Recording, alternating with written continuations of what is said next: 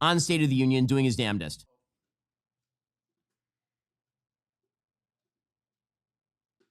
Dog, you're a Republican. Like, why do you even care about the Democratic Party's like snubbing one vice presidential candidate over the other?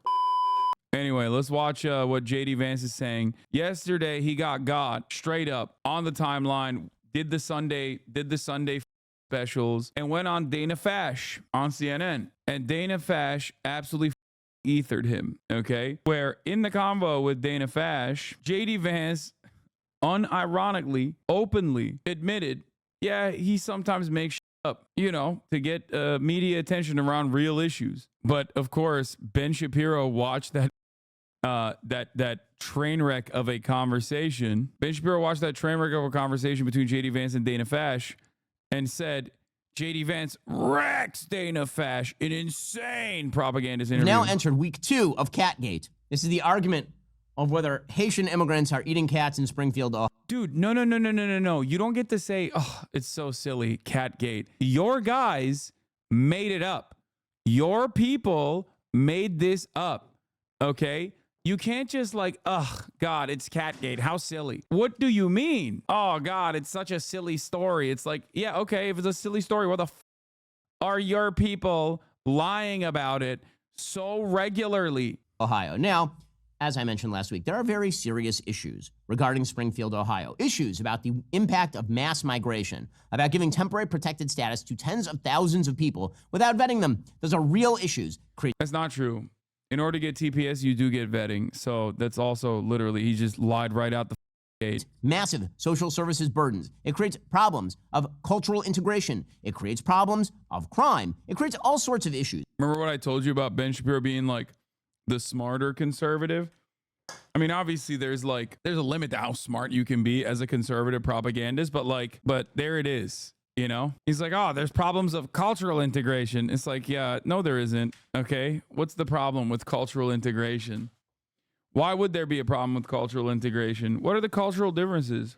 When you take a town of 60,000 people and just add on 20,000 migrants from Haiti because you want to staff up the local factories as though you couldn't. For reference to fact check Ben, yes, people interested in TPS must file an application with the U.S. Citizenship and Immigration Services. All individuals applying for TPS undergo security and background checks as a part of determining eligibility. Of course it has background checks. Find anybody anywhere else in America to do any of that. Now that's kind of a problem. However, it seems to me a distraction to be talking about whether they're eating the dogs and eating the cats. Now remember, that started off as kind of originally mentioned by JD Vance because some of his constituents had mentioned to him reports like that. And then Donald Trump took that and ran with it during the debate and expanded it to not only eating the cats, but also the dogs and also apparently other household pets. And that, of course, became the living meme from the actual debate. There's a remix of the Trump eating the dogs, eating the cat song that absolutely slaps. My kids love it. I'm not even kidding. That's a real thing. However, it would be about time right now. Are they talking about Megaphonics? Did Ben Shapiro's children watch Megaphonics? Did Ben Shapiro's kids watch the Megaphonics remix? I really hope there's a noticeable bump in the polls for Donald Trump. I really hope there's a noticeable bump in the polls and it's single-handedly caused by Megaphonics. That's awesome. My 65-year-old dad showed me Megaphonics' remix and I was dying. Oh my God. He's probably talking about this. Hello and welcome to the first. Nihilism is now cringe and boring. I don't care. Tonight. But prices got out of control. I don't know if this is the one. Could be this. In Springfield, they're eating the pets. They're eating the cats. They're eating the pets.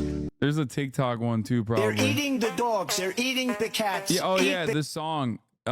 This song popped off on TikTok. Cat, eat the cat. They're eating the dogs. They're eating the cats. Eat the cat.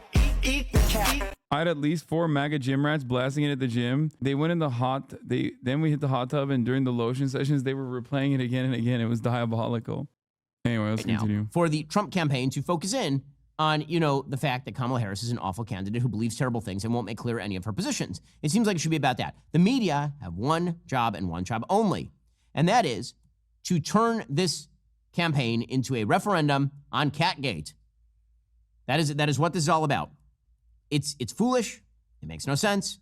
The media have decided that this is a major issue that they're going to push over and over and over. They're doing it largely as a distraction. So, for example, J.D. Vance yesterday was with Dana Bash. And Dana Bash, for like 17 minutes, asked him about the eating the cats and the dogs thing. And Vance just wrecked her. I mean, he really did. Really? So you're upset about Donald Trump having a policy-free candidacy? You're upset about him not like calling to attention how bad Kamala Harris is, but then you're also personally saying that he did a phenomenal job, bro. Forgiato Rose, what? Oh my God! Well, true love always finds a way. Thank God. Thank God she found true love again. John called this. Wait, no, you did? She only dates the best rappers? True. I've been said they was smashing. Do you think that was the finger that went up Kanye? I don't know. Probably not that finger. It'd be hard to put that in there. Anyway, let's get back to JD Vance. There's one point during this interview where he calls her out for just sycophantically presenting answers to Kamala Harris during the only other interview that she's done during this entire campaign cycle. Here he was. Would you like to ask me questions and then let me answer them, or would you like to debate me on these topics? I noticed that when you had Kamala Harris and Tim Walz, you gave them multiple choice answers to the questions that you asked, and you allowed them to answer the questions. I'm happy to be here to talk about policy, but if you're going to interrupt me every single time that I open my mouth, then why am I even doing this? Okay, so that happened to be a really, really good point. But she wasn't there to ask him questions and get answers. She was there to browbeat him. So the same day that somebody allegedly attempted to shoot Donald Trump again, Dana Bash spent 17 minutes implying that J.D. Vance was responsible for bomb threats in Springfield, Ohio because of a Catgate. Nobody is disputing that the town of Springfield, Ohio needs help.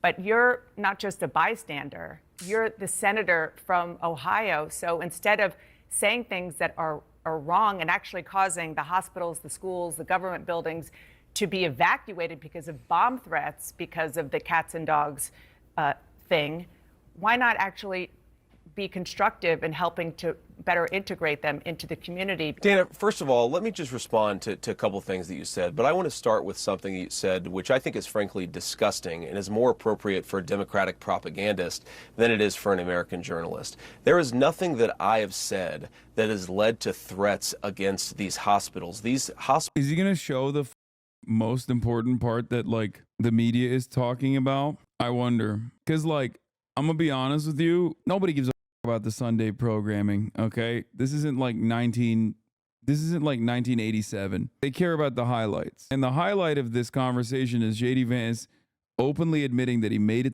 up. Hospitals, the bomb threats and so forth. It's disgusting. You just accused me of inciting violence against the community when all that I've done is surface the complaints of my constituents, people who are suffering because of Kamala Harris's policies. Are we not allowed to talk about these problems because some psychopaths are threatening violence? In the middle of this interview with Dana Bash, the media attempt to swivel away from Dana Bash having an awful interview with Kamala Harris and J.D. Vance calling her on it, to focus on this clip. While the media are fact-checking Donald Trump on eating dogs and cats, the Harris administration continues to claim that illegal immigration is not a big problem at all, because they're lying, just like they're lying about not coming after you for taxes. Are you still struggling with back taxes or unfiled returns? Handling this alone, say. So, in this clip, J.D. Vance says that his constituents have been complaining about the eating the cats thing, right? And that he has surfaced that and he has elevated that complaint as sort of the tip of the spear in order to put focus on the problems in Springfield, Ohio. The way. Oh, he is talking about it, but he's massaging it. Wow. Just let it sit, Ben. Just show it. Ben, show it. Come on. An ad in a 9-minute vid is diabolical. Bro, he puts like 2 sometimes. He's crazy. He's got to be pissed, dude. There's just. Wait, what? It's popular on a lot of corners of the left to say that we have a both sides problem. And I'm not going to say we're always perfect. I'm not going to say that conservatives always get things exactly right. But you know the big difference between conservatives and liberals is that no one has tried to kill Kamala Harris in the last couple of months.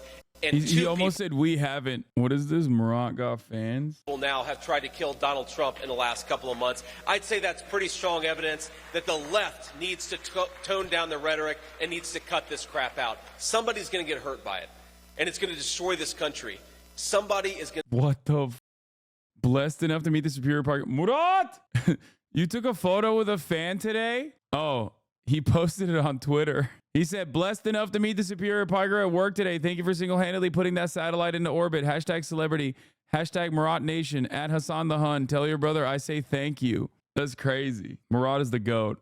Undisputed champion. Anyway, getting back to this conversation of him just being like, nobody's trying to kill Kamala Harris. That's a crazy thing to say. Okay. That's a crazy thing to say. I can't believe the vice presidential candidate for I can believe it. JD Vance says dumb shit all the crap time. out. Somebody's going to get hurt by it, and it's going to destroy this country. Somebody is going to get hurt, and you think about what an incredible wound it would open up in the United States of America, all of us. And I promise I will do my part to tone down the rhetoric, but in Bro, both of the shooters were registered Republicans, dude. Like, what are you talking about? One guy was a registered Republican who couldn't have voted for Donald Trump because he was too young. The other guy did vote for Donald Trump in 2016. It's like, I said this last time when we found out that the shooter was a registered Republican. I was like, these guys are so used to being one note and doing political violence that they inevitably do it to themselves. particular, the people telling you that Donald Trump needs to be eliminated, you guys need to cut it out or you're going to get somebody hurt. And I know it's popular on a lot of corners of the left. Is there actually militant anti-Trump on the right? Not necessarily, but there's a lot of militant people on the right and there's a lot of cranks on the right. The way that the media decided to interpret this is that J.D. Vance made up out of whole cloth the claims about people eating cats in Springfield, Ohio, that he made up a story in order to get attention. That's not what he's saying. He did say that, and everybody heard him when he said it. Just play the clip, man. They're lying about what J.D. Vance said, and it's pretty obvious from what he said that they're lying about what he said.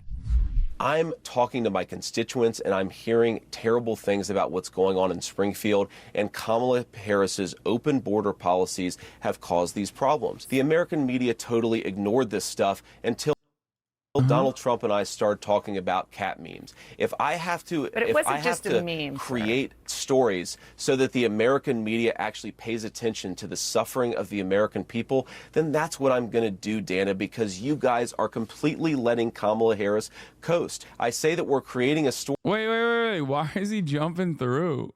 Why are you jumping? No, point to the moment where he got caught. Come on, man. That's the good stuff.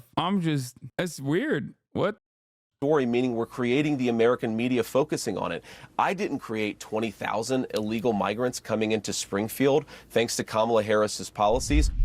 Okay, so he's not saying that he made up the cat story. He's saying his constituents are telling him this thing. He's elevating their complaints, and then he's quote unquote creating a story in the same way that the media create a story, meaning creates a narrative around a true story or a story that has been reported by his constituents. The media decide that they're going to run with this idea that he made up the cat story out of whole cloth, because what they want more than anything is to distract from the actual issues of the campaign. Here was Josh Shapiro, the person who was not picked for vice president of the United States by Kamala Harris because he happens to be a Jew, on State of the Union doing his damnedest. The governor of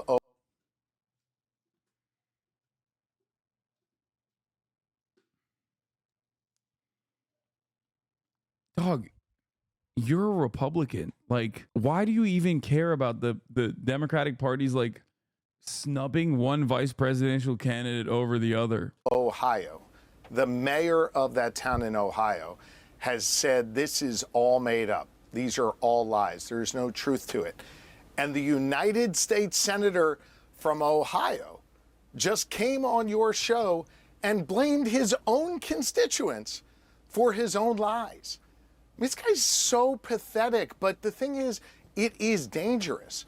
There is a causal connection between the BS that J.D. Vance and Donald Trump spew and the safety and security of the American people. And so, again, they're going to try and spin this into another Charlottesville hoax or into another bloodbath hoax. This is what they're going to try to do. It's nonsense. Don't fall for the propaganda. Another Charlottesville hoax? Like, dude, you're such a cowardly little. It's so crazy.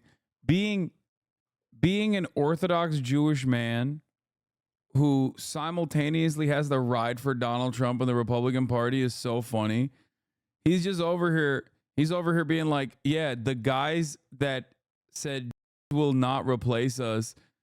you have to defend the president who defended them. That's awesome. Yeah, Ben Shapiro definitely cares about anti-Semitism, by the way, for sure. With that said, Trump and J.D. Vance need to be focusing full-time, meticulously on Kamala Harris's record, on her switches of positions, on the fact that she is a liar, on the fact that, as Vivek Ramaswamy... Like, this man literally looks at Jewish people, okay, who are anti-Zionist, and unironically, with a straight face, says they're anti-Semitic, the most anti-Semitic people in society.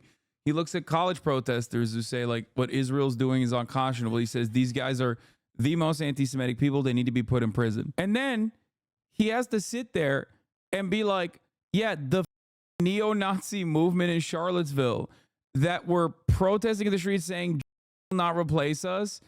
Yeah, those guys, some of them were very fine people, actually. Okay? When Donald Trump said some of those guys are very fine people, I felt it. And I think it's crazy. That's a hoax that the media is representing that as anything but Donald Trump saying some of the Nazis were very fine people. He said on the show last week, she is the face of the machine. That is what they need to be focusing on. And if they do that, they will win. And they need to be focusing, obviously, on the hardcore ground game that Democrats are so good at. That's going to be the election. But the bottom line is this. You know, today, I think we should all be once again thanking God that Donald Trump was not shot.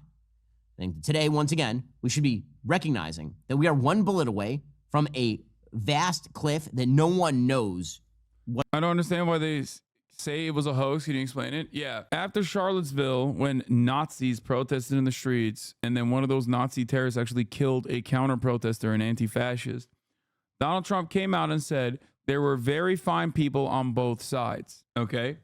This was a very famous moment in his administration because people were like genuinely shocked that a sitting president openly caped for Nazis, right? Like straight up Nazis, not even like regular old like suburban Hitlerites. I'm talking like dudes who got swastika tattoos, dudes who were like waving the swastikas, and you know, just regular old run-of-the-mill neo-Nazis like out and about, right? Like the kinds that are in Ohio marching.